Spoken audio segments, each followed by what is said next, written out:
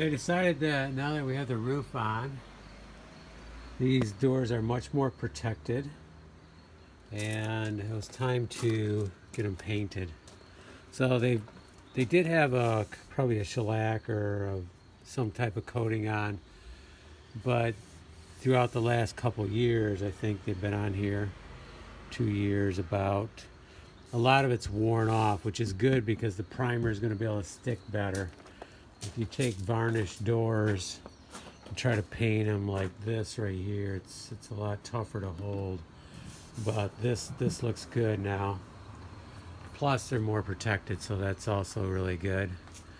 I started caulking, so we had that window wasn't bad. I mean, most of the window panes were all solid with the glazing. This one, it was starting to come off, so I chipped off a bunch, and I'm down to this last one here. I ran out of caulking, so I just got another tube.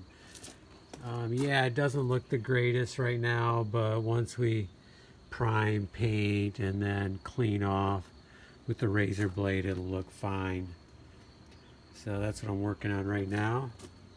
Let's finish this one off. And then I think what I'm going to do is start priming and maybe pull one hinge, yeah, maybe I should pull the complete hinge.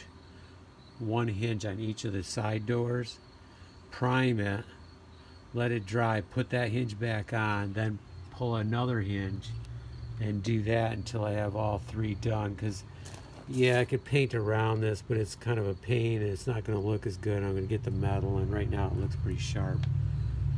So I think that's what I'll do. Just unscrew them, and then all of these guys are going to be a little bit more of a challenge, but it'd be best if I could do it, get a nicer job. If I do one at a time, they'll still be stable enough.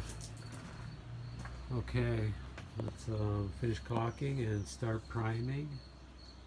Pull a hinge on each side and start priming.